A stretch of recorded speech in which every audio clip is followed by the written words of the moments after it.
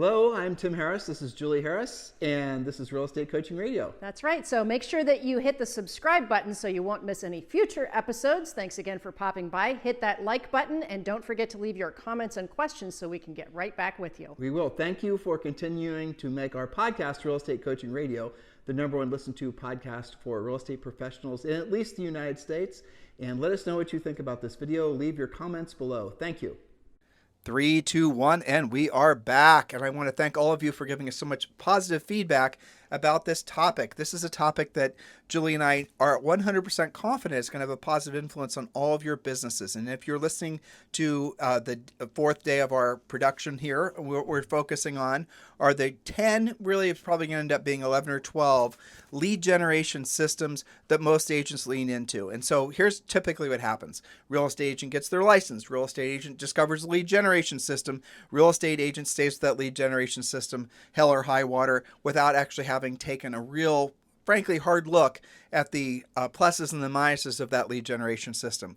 We've seen it happen over and over and over again over the years. And what we're doing, and over again in the years, in a way that it works out positively and negatively. And you'll see agents that, for example, will lean into branding and marketing, and they'll lean into centers of influence of past clients or prospecting. And sometimes those things work out really good in certain markets, and then the market changes, and those things don't work out so much anymore. Our philosophy has always been, and a lot of agents have benefited from this philosophy, coaching clients in particular, they've benefited from the fact that you have multiple spokes. And your goal is, and I've started every show this week reminding all of you of the importance of this. The analogy is simply imagine a bicycle wheel with one spoke. That bicycle wheel is not going to have very much structural integrity. And an agent, and this is typically what you see, a lot of agents that are one spoke wonders, they'll maybe get business here and there, but then the market changes, something changes in them or something, and then all of a sudden their business fails. They failed to have multiple spokes. More spokes on your wheel, the more structural integrity your lead generation system in your business is going to have. And we prescribe that all of you have around, realistically, 5 to 7. If you build a really big business, it should maybe be 7 to 10. Most of you will do fantastic with about 3. And what we're doing this week is we're going through all the different, certainly not all of them, but most of the top 10 or 11 of the typical traditional. Most commonly heard about. Yeah, exactly. And we're comparing and contrasting, giving you the pluses and the minuses. We are advocates of all of these. We think all of these are viable sources of business. Julie and I aren't we're not going to tell you to just do one thing and only that one thing. No, we understand the benefits of social media as much as we do over the phone prospecting. It all has a place. So as we're going through comparing and contrasting, and go back and listen to the first 3 days, you have to decide which of these spokes are for you. And if you find yourself being, as most people are, naturally attracted to the spokes that require the least amount of skill and the least amount of rejection, realize that those are also, generally speaking, the ones that are the least effective and will most likely have a higher percent of you suffering needlessly, because you will, again, be doing a bunch of direct mail, and as we discussed on day 1, and then it never works out. And so choose wisely, because it really does matter. That's right. And we're going to help you choose wisely, because you do have to choose.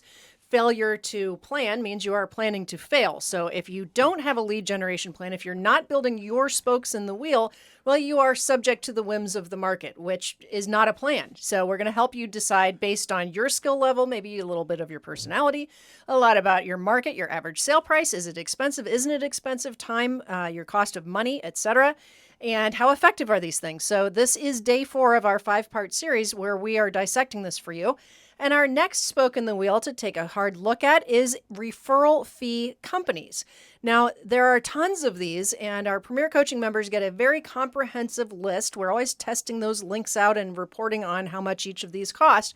But these are referral fee companies. Now, this is different than, quote, buying buyer leads, where you pay, say, a monthly fee to get X number of impressions, and it's up to you to make them work out or not work out. And they're different from reload companies, too. Different from corporate reload, which we talked about yesterday. These are referral fee companies where there's lots of different versions of these, but by and large, you pay when a transaction closes. So that's how you, in a sense, you're buying the business, but you're not paying for it unless it actually closes. Now let you guys, just so you're super clear, we like all these companies, and we will coach all of you. So like you might want to be with Ojo. Well, Julie and I happen to know one of the people running Ojo, and we can help you have that relationship. Maybe you want to learn how to generate leads from Agent Machine or Homes for Heroes. These are all the things we teach you to do in Premier Coaching. What we're going to do is we're going to give you a list of what really are the most popular paid lead generation sources. And then you decide which ones you're going to do business with, if you're going to do business with any of them.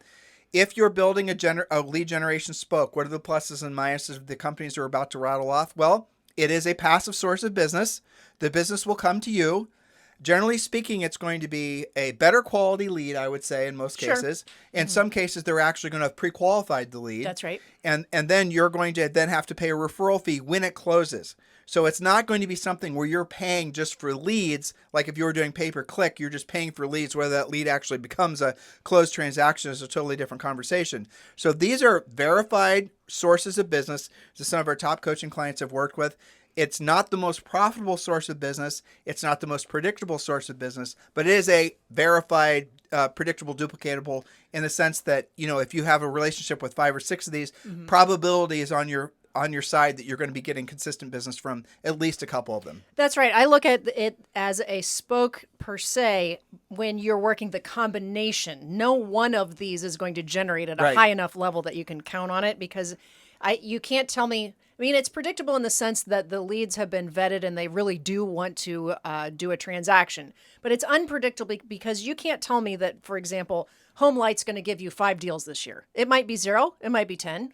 They could be good. They could be bad. All right. So we have Home Light. We have Ojo. We have Op City, Dave Ramsey, Agent Machine, Homes for Heroes. Z-Buyer I'd put on that list. Z-Buyer. And there's a lot of others, actually. The list is long. And what these do, for example, let's just choose an obvious one.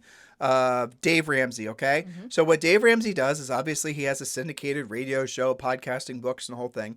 And he'll run commercials on his media where he's offering to connect one of his listeners with a Dave Ramsey approved agent. And then that Dave Ramsey approved agent's going to pay Dave a referral fee. I believe it's 35%. I think it might be 37% now. Up to 37. And you have to compete you have to essentially pay to be a Dave Ramsey approved agent, and I believe it's pretty expensive. Yeah, do a little bit of training. And then they rate you. So if they send you a lead and you don't convert usually it's a listing, which is nice.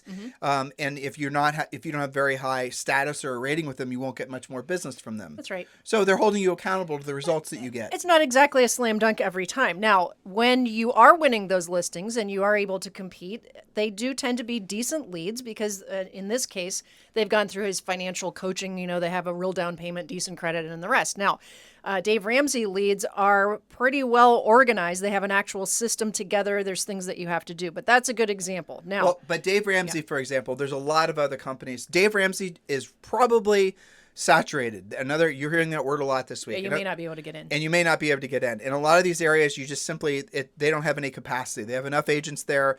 They don't get enough leads. They're not going to allow anyone else in. Depends on your area. Maybe if you live in, say, Kansas City or something, they might not be as saturated as, say, San Francisco. Right. So what I would do, and again, we have a more comprehensive list on Premier Coaching, but definitely form relationships with all these guys. All of these guys are going to charge you money. Remember, we're giving the pluses and the minuses. All of them are going to not guarantee you any kind of result. So you're going to be basically speculating that you're going to get business from them. And even if you get a lead from, say, for example, Homes for Heroes, they are not getting paid unless you transact. So they're not going to send you more business unless you transact, even if, unless you actually take the listing and sell it or, work with a buyer and sell them a house. So even if you paid to play, doesn't mean you're going to play for long if you don't perform. So these sources do give you a usually decent source of business. Yes, a verified lead. Right. And it does cost you something coming and going. So those are the pluses and the minuses. Yes, I would say that. Now, the plus is just like with relocation leads and some of the other things we talked about yesterday, the benefit really is having the listing. Okay, so as long as you look at it that way and you're able to compete, because none of these, and again, we like all of these companies, but none of them guarantee that you're the only one with that lead, because maybe the person's spouse is golfing with some other agent that also, maybe they don't even know about Home Light or whatever.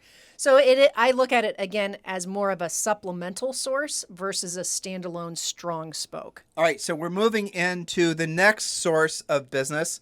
And again, we're not putting these in a particular order. That's the reason we haven't numbered these.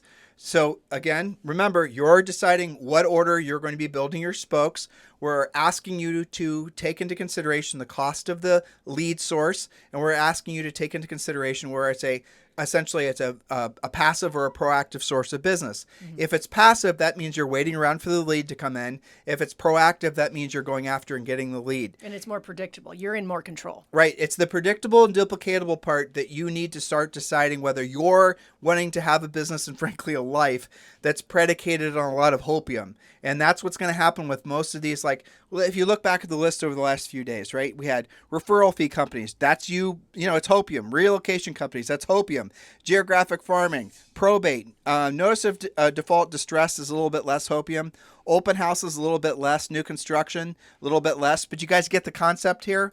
So choose wisely which spokes you're going to be investing your time, effort, and sometimes money in. And if you don't, then you're going to essentially have a bunch of, you might have 5 or 6 spokes, but they're all weak. They're not going to be something that you can decide every single day that you're going to wake up and you're going to take a listing. You can do that with some of the spokes we're about to talk about. Now, with the exception of this next one, which frankly, I'll just, Which one do you want to do next? Buying buyer leads. Oh, yes. So buying buyer leads. Let's talk about that, Julie. Yes, so buying buyer leads. Now, this is different than paying a fee for a transaction that you actually did and closed. So buying leads, and I hesitate to even call them leads. They're more like impressions that maybe are leads. But this is something like Zillow, for example. So you spend X amount of dollars per month. You have some kind of usually 12-month contract where you're paying whether you get a closing or not. And you're getting X number of, quote, leads, which you are responsible for following up on yourself, who, the quality kind of ebbs and flows. Most people can give you 1 or 2 examples of a deal they did this way, or maybe a handful of deals this way. But again, you're not in complete control of it. So here's the challenge, and we'll just give you some real numbers. The pluses and the minuses, right? Yes. So if you're deciding to be with Zillow, and let's say you even... you decide to go and be a Zillow Flex agent, and you're now spending an enormous amount of money. Maybe not so much if you're in some rural area where they don't have a lot of demand, but whatever. You're obligating yourself to an enormous amount of money and time. Thousands. And you're paying them whether you have a closing or not. We are talking with someone who's part of our EXP group, Carrie Shaw. Yep. And Carrie, in 2021, sold $731 million. You heard that right, listeners, $731 million in volume. And she actually is not a Zillow Flex agent, did the math on Zillow Flex, and her average cost, had she been with Zillow Flex per lead, Julie, per lead, not closing, right, not a referral fee, was $600. Yes, that's pretty speculative. And she said she knew other people, well, actually someone we both knew, who I won't mention their name, whose cost per lead is $350. So here's how it works. I want you to think about this. You now have an email communication from Zillow. You have a new lead. Okay, the lead now, essentially, if you're having to pay, say, $3,000 a month for these leads, and they send you 10 leads. Would you just pay for that lead $300? Is that lead actually going to transact? No guarantees. Zillow is making money on the coming, and guess what? In a lot of markets, they're making it on the going too, because they're now charging referral fees. Right, for listings as well. Exactly. Yeah. So now you're looking at Zillow being a really extraordinarily expensive source of business. And, it's their business model. And if agents are willing to pay it because they're not willing to be proactive, then God bless them. But at the end of the day, that's what you're looking at. And all these sorts of buyer lead buying sources, they're all operating on this basic premise that agents don't have listings, agents don't know how to generate their own buyer leads, and as a result, that agents are going to be willing to pay money to generate the lead. What's the pluses and minuses? You do get leads. What's the minuses? The cost. And I'll say something else, the quality. In a market like what we're experiencing now, because of rising interest rates, you have a lot of buyers that might start, basically guns a-blazing wanting to buy a house.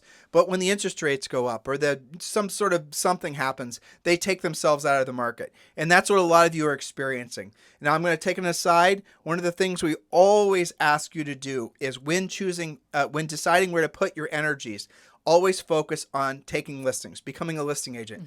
Because the whole idea of buying buyer leads, frankly, doesn't even make sense. If you have one listing and you just do some of the things we tell you how to do to generate leads off that listing, a simple for sale by owner sign. I'm sorry, a for sale sign with an 1-800-HOME hotline rider on top will generate lots of buyer leads for free. The idea that you're paying for buyer leads doesn't make sense, and no listing agent's ever going to buy buyer leads. No, that's true. And, buyer leads come with their own set of issues too. Not to mention, of course, they're not your proprietary lead, but also just because they went wandering around on Zillow and filled out a form does not mean that they're qualified to buy or sell anything. So that's dubious. And there's no guarantee they're not talking to a million other of you. Well, the Zillow Flex deal, the buyer lead is followed up by Zillow, and this is when they're charging a referral fee. Right? And then the buyer lead is then, essentially given to whoever the flex agent is in that particular market. And then Zillow follows up with that buyer to just see how things are coming along, basically. Yes, but this still assumes a lot of communication is actually happening. Well, and it's a very expensive lead, like I said. Yes. And you can do all this yourself if you basically have listings. You got to beat, there's the old thing our broker used to say, you have to beat the buyers off the stick. When you're a listing agent. When you're a listing agent. There's so many of them that are coming at you all the time. So just take into consideration the buying buyer leads business model. There were a lot of teams and brokerage that were built on the buying buyer leads business model. And as the leads have gotten more expensive and as the quality of the leads and quality in the loosest of sense has decreased, you're seeing a lot of brokerages and again teams that added a lot of buyer agents, and now the math, it didn't make sense really in the first place, but now it really doesn't make sense. So you're going to have to retool, and this is a special message for all of you who are having setbacks in your business. Your business model, and maybe you were buying buyer leads from Zillow, right? Your business model in the past market worked great. You were making plenty of money. Things made sense. Just because it's not working now doesn't mean that you can't adapt and work and essentially make the most of this new market. You aren't successful or weren't successful just because of the past seller's market. You can be successful in any market. You're not just an up agent. You're an any agent. You can make money whether it's the buyer's market, seller's market, it doesn't matter.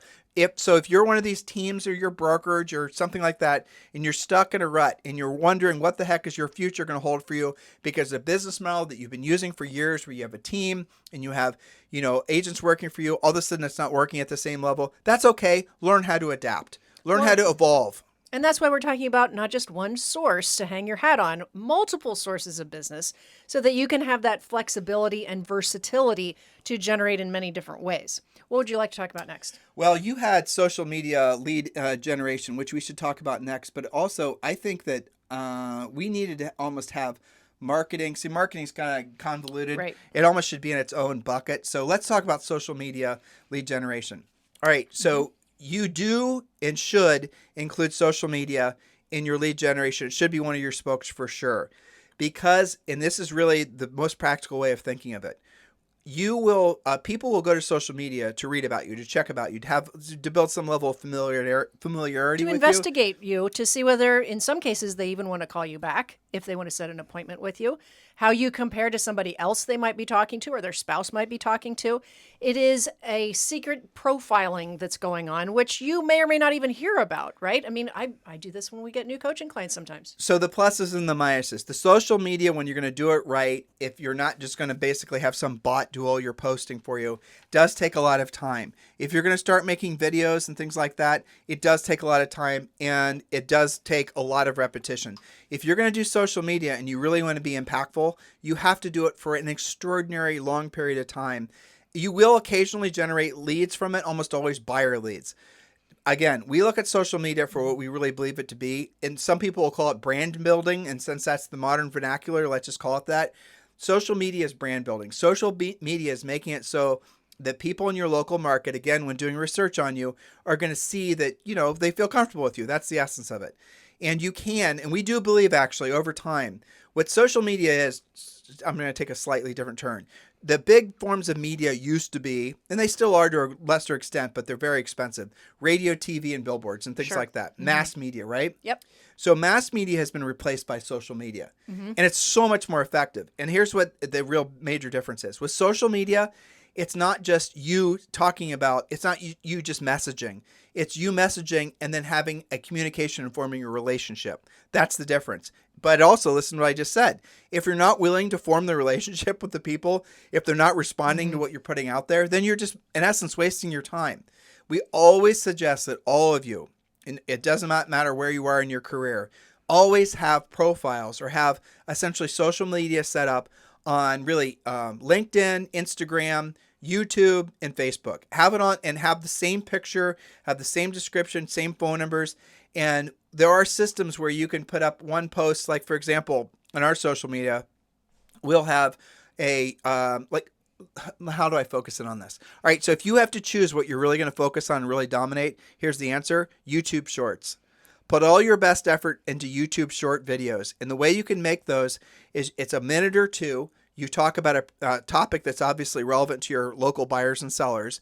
And then that same YouTube short, the same short video, then can be put on TikTok, Instagram, and YouTube. So you make one form of media, and it then basically is syndicated across all these different platforms.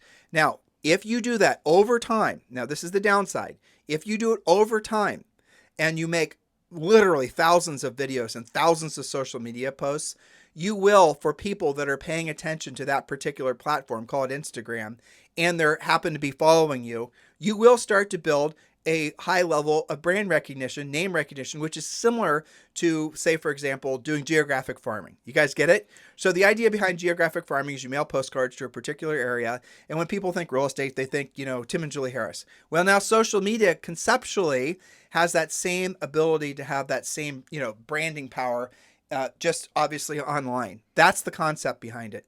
Social media is going to become, in our opinion, especially with the advent of GPT and some of the other things that are happening with AI, social media will become more powerful and, frankly, a hell of a lot easier to produce content for. Yes, and inexpensive too. I'll give you guys an example. Julie and I, it's Chat GPT, right? Isn't that what we were playing with? Yeah. Mm-hmm. So we were exploring the different ways that AI is working right now. And you guys should Google Chat GPT. We're going to do a podcast about it next week.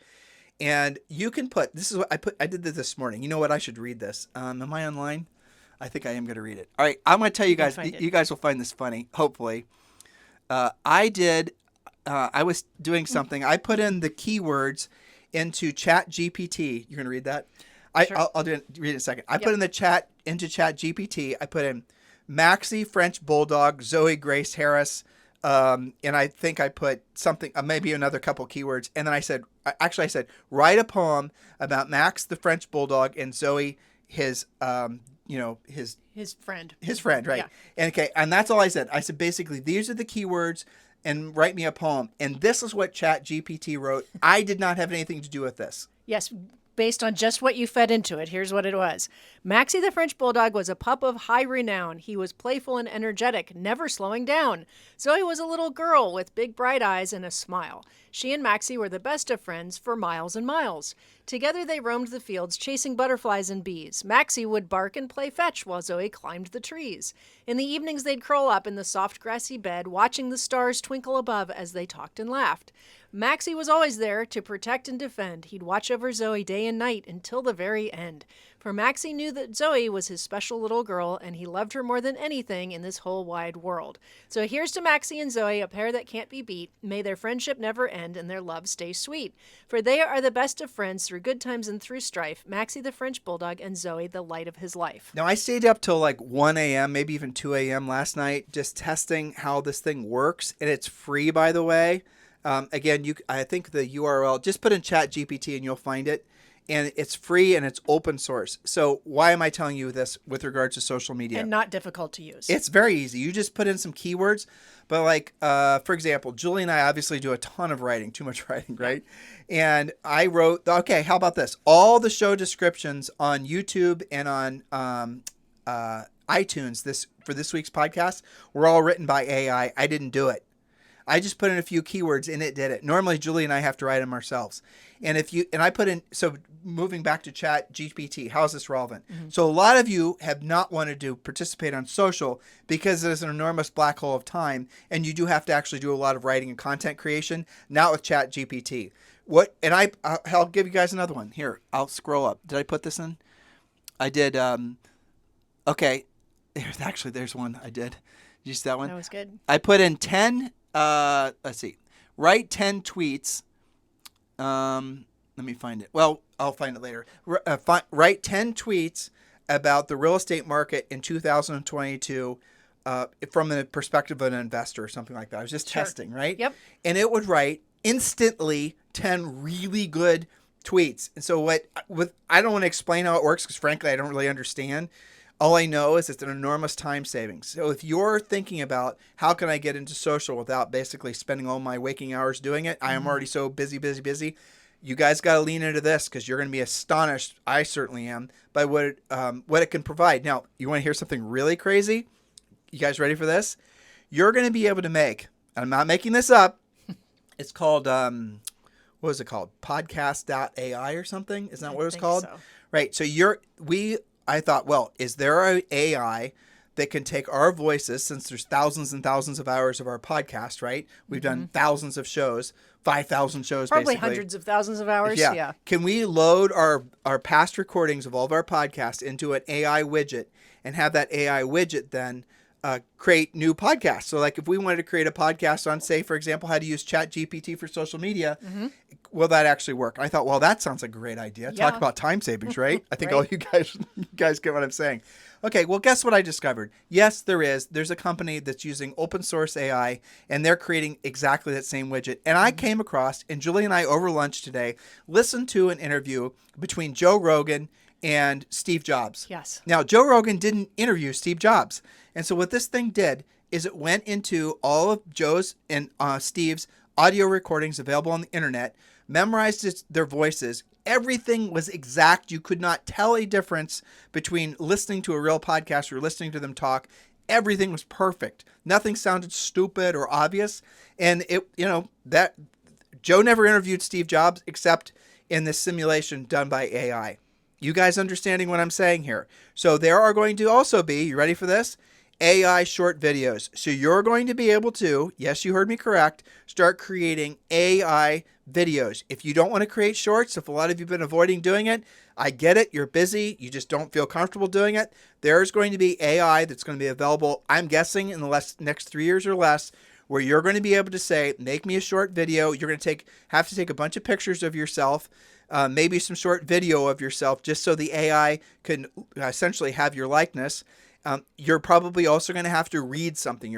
I'm guessing how this is going to work, right? If you don't have thousands of hours of podcasting, you're probably going to have to read some passages. Well, it'll sample your voice and That's what your I'm saying. tonality and your vernacular, and it'll get to know you very, very quickly. And it's going to be able to simulate you doing a short video on whatever topic you told it to do, and it's going to be essentially a virtual you that's indistinguishable from the real you with your voice and your likeness that's starting to do social content. Well, it's pretty much all you and I have been talking about for the past couple of days and on our walk and things. I know. And, I have so many thoughts about this. You and I went back and forth a lot on our walk today about how could this be a great real estate application? I mean, everything. This is basically a content creator, editor, writing assistant, and will be a video assistant that's free, which is fantastic. I was thinking about, it could write, you could have a collection of 20 different types of home brochures based on the types of listings that you have and the descriptions you want in the MLS. Well, just stay and there. it'd make it even better than what you normally would write. I mean, how many hours per year, thousands of hours per year, do agents spend writing descriptions for their listings? Yes. And the really shocking thing, I mean, this is all becoming about chat AI, but it's fine, is that you don't have to be. I took some of the paragraphs and some long form things that Julie and I have written in the past, and maybe it was like 7,000 words, and I dropped it into chat AI, and it took what we wrote, and it rewrote it, and it was all original. So you can take, say, for example, you find something that you like. Maybe it's an explanation of how buy down interest rates work on mortgages. And normally you don't want to cut and paste it because then you're basically infringing on somebody's copyright. Well, you can drop that into chat AI. It'll rewrite that content for you as original content that it'll never rewrite for anybody else again. And that's yours, and you can throw a copyright on it. It's super cool. I was thinking, introverts unite, because I've had coaching calls with, the coaches and the agents where they're like, I just don't know if I'm ever going to be comfortable on video, or I'm just not that great of a writer, or maybe English is your third language and you're not sure of your grammar going on. This solves so many problems. Not to mention the speed in which you can do some of these social media posts, because you're not having to go, write it, rehash it, edit it, research it, and then get frustrated and dump the project. Well, because ultimately the way you win on social is the way you win in everything in life. it's sheer volume. And so if you're wondering why you put up some YouTube videos and they're not getting any views, well, it's just because someone's been doing it for longer, has more videos, and YouTube is giving preference to the videos that have more views, that have more comments, and all the rest of it. Yeah. So building momentum on those platforms is very difficult. So the way you win the battle is absolutely sheer volume of content. And that takes an enormous commitment, especially nowadays. If you ask us as a coach, do I want you spending a lot of time creating social content, or do we want you to spend a lot of time, talking directly to a for sale by owner, and you need to make money to pay your bills in the next 90 days? We're not going to tell you to do the social content if you have to choose between one or the other. You guys get it? Simply because of the time, not because it's not worth doing. It's because, remember, we promised you as we were going through all these different lead sources, these different spokes of business, one of the criteria is how fast it's going to perform for you. So yes, social media is becoming more and more important, but the amount of time that it takes for you to build that up and for it to work for you might be longer than you have to be making money in. So that's why we recommend having multiple spokes in the wheel. So for example, maybe you're going to lead with something, and we haven't talked about this yet. Maybe tomorrow is going to be the prospecting piece, but maybe you start with having 2 really proactive spokes that you're learning so that you can get to, let's say, 3 active listings or 5 active listings. And meanwhile, you're studying how to be better at your social media and you're getting better at it, but you're not counting on it. You see the difference versus somebody saying, you know what, I'm just going to be an influencer agent and I'm going to see how that goes. Well, again, the part of this that is the fallacy in building your business based on social media is that you're going to be able to build enough of it to actually generate enough leads, since we know internet leads generally are the worst quality. So the probability of that working fast enough to the point where you can actually stay in real estate is very, very low. But if all this new AI is starting to essentially make it so you can have a virtual assistant that's starting to churn out your content for you, you're talking about next level right there. Every single one of you need to be paying attention. So again, social media can be a great source of business, but you're going to have to essentially get to the point where it's a consistent source of business for you. And again, this is all stuff we drill down on in Premier Coaching. And if you were ready to join Premier Coaching, which all of you should be, we've made it very simple for you. You can join Premier Coaching for free. Just text the word Premier to 47372. Text the word Premier to 47372, or just go to premiercoaching.com and do that immediately, guys. And yes, that entitles you to a free daily semi-private coaching call with one of our Harris certified coaches. You can join for free right now. Remember, in texting, message and data rates may apply. So tomorrow we're going to talk about what probably is I think the most by far popular lead source ever created in the real estate industry. Well, it is. Look at the next one we're going to talk about. Don't say it out loud. That one right there. Yep, That's by far the number one source of business that most agents, and it also is the first spoke you should be building in your lead generation wheel. So we'll talk with you guys on the show tomorrow. Hello, thank you for having watched this video. Please remember to subscribe to our YouTube channel. That's right. And don't forget to hit that like button, leave your comments and questions below, and we will get right back with you. Thank you for watching this video. And remember to watch the next one. You're going to love that one.